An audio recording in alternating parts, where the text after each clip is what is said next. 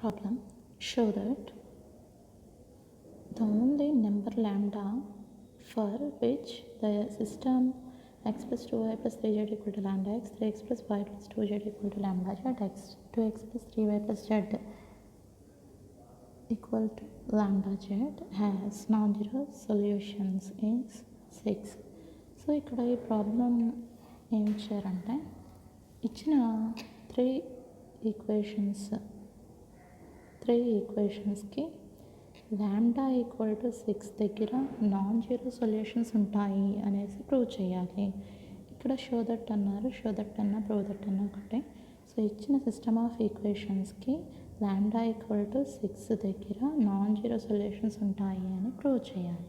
So given equations can be return as, so ఇచ్చిన three ఈక్వేషన్స్ని మీరు observe చేస్తే కనుక ఇక్కడ ఫస్ట్ ఈక్వేషన్లో ఎక్స్ టర్మ్స్ అనేవి రెండు ఉన్నాయి, left side right side. So ఇలాంటప్పుడు మనం ఈ రైట్ సైడ్ ఉన్న ఎక్స్ టర్మ్ని లెఫ్ట్ సైడ్ తీసుకొచ్చేసిన తర్వాత అది ఏమవుతుంది అంటే ఎక్స్ మైనస్ ల్యాండా ఎక్స్ అవుతుంది. ఈ టూ టర్మ్స్ నుంచి ఎక్స్ని కామన్ తీసేసరికి ఎక్స్ ఇంటూ 1 మైనస్ ల్యాండా అవుతుంది. ఇలాగనమాట మిగతా టూ టర్మ్స్ మామూలుగానే ఉంటాయి. సో రైట్ సైడ్ ఏమీ లేదు కాబట్టి ఇక్కడ ఏమవుతుంది అంటే 0 వస్తుంది. సో ఇలాగ మిగతా టూ ఈక్వేషన్స్ నుంచి కూడా మనకి టూ టర్మ్స్ కింద ఉన్న వాటిని లెఫ్ట్ సైడ్ తీసుకొచ్చేసి ఒక టర్మ్ కింద చేసేయాలన్నమాట. సో గివెన్ ఈక్వేషన్స్ అనేవి మనం ఇలా రాస్తే కనుక త్రీ ఈక్వేషన్స్ ఇక్కడ ఈక్వల్ టు జీరోస్ ఉన్నాయి కాబట్టి three equations homogeneous linear equations. అలాగే ఎన్ని అన్నౌన్స్తో ఉన్నాయి, 3 అన్నౌన్స్తో ఉన్నాయి. ఎక్స్, వై, జెడ్ అనే 3 అన్నౌన్స్తో 3 హోమోజీనియస్ లీనియర్ ఈక్వేషన్స్ అనేవి ఉన్నాయి. ఇప్పుడు మనకి ఈ సిస్టమ్కి non zero solutions lambda equal to 6 దగ్గర ఉన్నాయి అని ప్రూవ్ చేయాలి కాబట్టి మనం ఏం చేయాలంటే ఈ సిస్టమ్కి నాన్ జీరో సొల్యూషన్స్ ఉన్నాయి అని తీసుకోవాలి. సో అందుకని if the system has non zero solutions, సిస్టమ్కి ఎప్పుడు నాన్ జీరో సొల్యూషన్స్ ఉంటాయి, ర్యాంక్ లెస్ దాన్ n అయినప్పుడు. ర్యాంక్ లెస్ దాన్ n ఎప్పుడు అవుతుంది, డెట్ ఏ ఈక్వల్ టు 0 అయినప్పుడు. ఇప్పుడు మనం ఈ ఈక్వేషన్స్ నుంచి మ్యాట్రిక్స్ ఫామ్ని తీసుకురావాలి. సో ఇలా రాసిన తర్వాత ఏ అనే కోషంట్ మ్యాట్రిక్స్కి మనం ఏం చేయాలి అంటే డెట్ ఏ అనేది కట్టాలి. సో ఈ కోషంట్ మ్యాట్రిక్స్కి డెట్ ఏ అనేది కట్టాలి. మన దగ్గర సిస్టమ్కి నాన్ జీరో సొల్యూషన్స్ ఉంటాయి అని తీసుకున్నాం కాబట్టి డెట్ ఏ ఈక్వల్ టు 0. ఈ మ్యాట్రిక్స్కి డెట్ కడితే కనుక మనకు వచ్చే ఈక్వేషన్ అనేది ఏమవుతుంది అంటే డిటర్మినెంట్ అనేది ఫస్ట్ రోకి కడతాం. ఈ 1 మైనస్ ల్యాండా ఇంటూ ఈ 1 మైనస్ ల్యాండా అన్న రోని కాలమ్ని డిలీట్ చేసేసి 1 మైనస్ ల్యాండా ఇంటూ 1 మైనస్ ల్యాండా 1 minus lambda square minus 3 into 2 6. Second ఎలిమెంట్కి ఎప్పుడు కూడా మనకి ఇక్కడ ఏమొస్తుంది అంటే మైనస్ వస్తుంది. సో -2 ఇంటూ ఏదైనా రోని కాలమ్ని తీసేస్తే కనుక 3 ఇంటూ మైనస్ ల్యాండా -2 ఇంటూ 2 4. తర్వాత థర్డ్ ఎలిమెంట్కి ఎప్పుడు కూడా మనకి పాజిటివ్ సైన్ వస్తుంది. సో ప్లస్ 3 అనే ఎలిమెంట్ ఇంటూ అదన్న రోని కాలమ్ని డిలీట్ చేసేస్తే కనుక 3 into 3 9 -2 into 1 minus lambda equal to 0. So దీన్ని అంతటినీ కనుక సింప్లిఫై చేస్తే వచ్చే ఈక్వేషన్ అనేది ఇలా వస్తుంది. ల్యాండాల్లో ఉన్న క్యూబిక్ ఈక్వేషన్ వస్తుంది. సో క్యూబిక్ ఈక్వేషన్స్ని మనం ఎలా సాల్వ్ చేస్తామంటే హార్నర్స్ మెథడ్ని యూజ్ చేసి చేస్తాం. సో హార్నర్స్ మెథడ్ అనేది మనం చేయడానికి ఈ క్యూబిక్ ఈక్వేషన్లో పోలినామియల్ని తీసుకుంటాం, అంటే లెఫ్ట్ సైడ్ పార్ట్ని తీసుకుని ల్యాండా వాల్యూ 1 -1 2 -2 ఇలా చెక్ చేసుకుంటూ వెళ్ళేసరికి పోలినామియల్ వాల్యూ అనేది ఈక్వల్ టు 0 రావాలి. ఎక్కడ ఏ నెంబర్ దగ్గర అయితే అక్కడ ఈక్వల్ టు 0 వచ్చిందో అప్పుడు ఆ వాల్యూ అనేది ఈ పోలినామియల్కి సంబంధించి ఒక రూట్ అవుతుంది అనమాట. ఆ ఈక్వేషన్కి సంబంధించి ఒక రూట్ అవుతుంది. సో ఇక్కడ మనకి ఇలాగా ల్యాండా 1 -1 2 -2 చెక్ చేసుకుంటూ వెళ్తే మనకి ఎక్కడ 0 అవుతుంది అంటే ఈ polynomial value lambda equal to 6 దగ్గర ఈ పోలినామియల్ వాల్యూ 0 వస్తుంది అనమాట. ఇలా 0 వచ్చింది కాబట్టి ల్యాండా ఈక్వల్ టు 6 అనేది ఈ ఈక్వేషన్కి ఒక రూట్ అవుతుంది. సో ఎప్పుడైతే ఒక రూట్ వచ్చిందో దీన్ని ఉపయోగించుకుని హార్నర్స్ మెథడ్ ద్వారా మిగతా వాటిని ఫైండ్ చేయగలం. సో ఇక్కడ మనకి ల్యాండా ఈక్వల్ టు 6 ఒక రూట్ కాబట్టి ఇలా వేసి ల్యాండా క్యూబ్ కోషెంట్ ఇక్కడ వేయాలి, ల్యాండా స్క్వేర్ కోషెంట్ వేయాలి, ల్యాండా కోషెంట్ వేయాలి, కాన్స్టెంట్ని వేసుకోవాలి.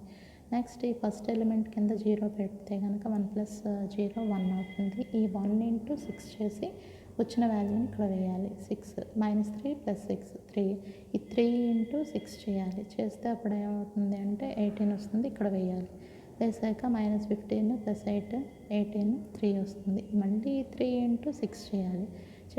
చేయగా వచ్చింది మళ్ళీ ఇక్కడ వేయాలి. సో -18 + 18 = ఎంత వస్తుంది? 0. సో ఇప్పుడు మనకి ఇక్కడ 0 వచ్చేసింది కాబట్టి ఇప్పుడు మనం దీన్ని ఎలా రాస్తామంటే λ = 6 అనేది ఒక రూట్ కాబట్టి λ = 6 కామా నెక్స్ట్ ఇది λ² కోఎఫిషియంట్ ఇది కాన్స్టెంట్ కాబట్టి λ² + 3λ + 3 = 0.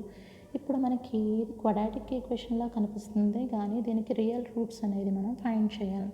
ఫ్యాక్టర్స్ అనేవి రావు మనకి.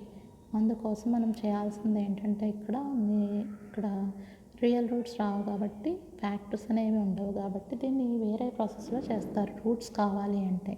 అదేంటంటే -b ± λ = -b √b² - 4ac/2a formula ఉంటుంది కదా, దీని ద్వారా దీన్ని ఫైండ్ చేస్తే కనుక వచ్చే రూట్స్ అనేవి ఎలా ఉంటాయి అంటే కాంప్లెక్స్ రూట్స్ అవుతాయి అన్నమాట. సో ఇక్కడ మనకు కావాల్సింది ఓన్లీ రియల్ రూట్సే కాబట్టి దీన్ని మనం సింప్లిఫై చేయనవసరం లేదు. సో రియల్ రూట్ ఏదైతే అదే తీసుకుంటాం. సో λ =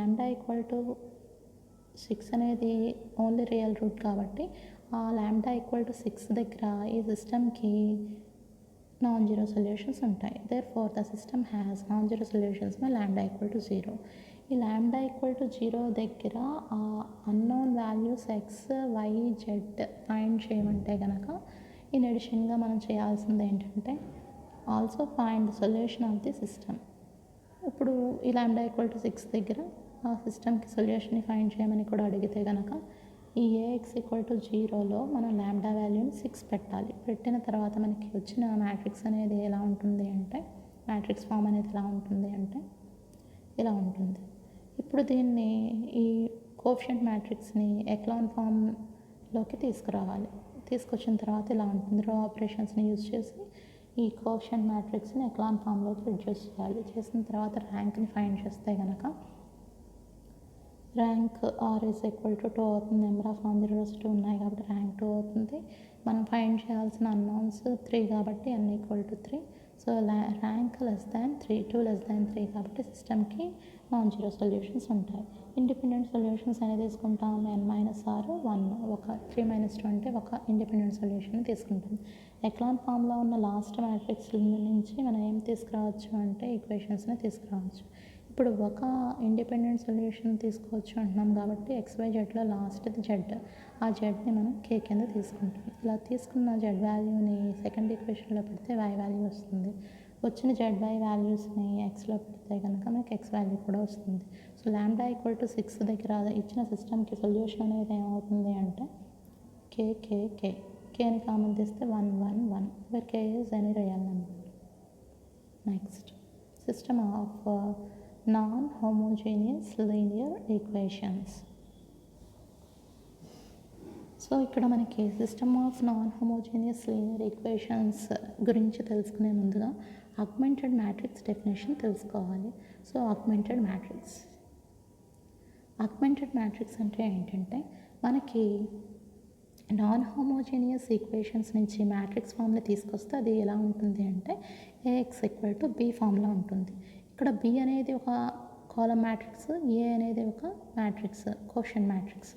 ఈ కోఎఫిషియంట్ మ్యాట్రిక్స్ని ఈ B అనే మ్యాట్రిక్స్ని రెండింటిని కలిపి ఒక మ్యాట్రిక్స్ ఫామ్ చేస్తే కనుక అటువంటి మ్యాట్రిక్స్ని ఏమంటామంటే ఆగ్మెంటెడ్ మ్యాట్రిక్స్ అనేసి అంటాం.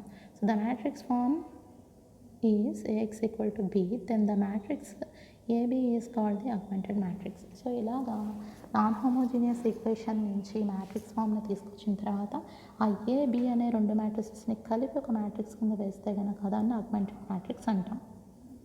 ఇప్పుడు ఈ నాన్ హోమోజీనియస్ ఈక్వేషన్స్ ఏవైతే ఉంటాయో ఈక్వల్ టు తర్వాత మనకి some x + y + z some 2 ఇలా ఈక్వల్ టు తర్వాత సమ్ కాన్స్టెంట్ ఏదైనా ఉంటే కనుక దీన్ని నాన్ హోమోజీనియస్ ఈక్వేషన్ అనేసి అంటాం. సో ఇలాగ నాన్ హోమోజీనియస్ ఈక్వేషన్స్ ఇచ్చినప్పుడు సొల్యూషన్ ఎలా చేస్తామంటే ఆగ్మెంటెడ్ మ్యాట్రిక్స్ ర్యాంక్ ఫైండ్ చేయాలి, అలాగే కోఎఫిషియంట్ మ్యాట్రిక్స్ ర్యాంక్ ఫైండ్ చేయాలి. So augmented matrix rank equal to quotient matrix rank అయితే కనుక augmented matrix rank quotient matrix rank equal అయితే కనుక ఆ system of non homogeneous equations అనేవి కన్సిస్టెంట్ అవుతాయన్నమాట. ఒకవేళ ర్యాంక్ ఏబి అనేది not equal to rank A అయితే కనుక అప్పుడు ఆ సిస్టమ్ అనేది ఏమవుతుంది అంటే ఇన్కన్సిస్టెంట్ అవుతుంది. సో కన్సిస్టెంట్ అయినప్పుడు సొల్యూషన్ ఎలా ఉంటుందో చూద్దాం.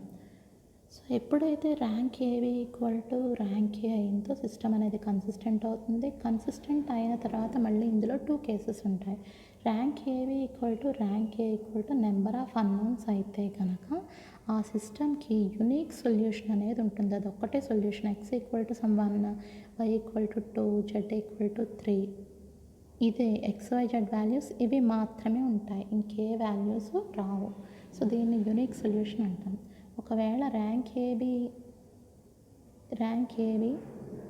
ఈక్వల్ టు ర్యాంక్ ఏ అవుతూ ఈ కామన్ ర్యాంక్ అనేది less than number of unknowns అయితే కనుక అప్పుడు ఆ సిస్టమ్కి infinitely many solutions or non zero solutions అనేవి ఉంటాయన్నమాట. ఇది కన్సిస్టెంట్ అయినప్పుడు సిస్టమ్కి ఉండే సొల్యూషన్స్. ఒకవేళ సిస్టమ్ అనేది ఇన్కన్సిస్టెంట్ అయితే అంటే rank AB not equal to rank A అయితే కనుక ఆ సిస్టమ్కి అసలు సొల్యూషన్ అనేది ఉండదు. The system has no solution. Inconsistent అయితే సిస్టమ్కి సొల్యూషన్ అనేది ఉండదు. కన్సిస్టెంట్ అయితే కనుక మళ్ళీ ఇందులో 2 టైప్స్. ఒకటి common rank equal to n అయితే కనుక యూనిక్ సొల్యూషన్ ఉంటుంది. Common rank less than n అయితే కనుక నెంబర్ ఆఫ్ అన్నోన్స్ అయితే కనుక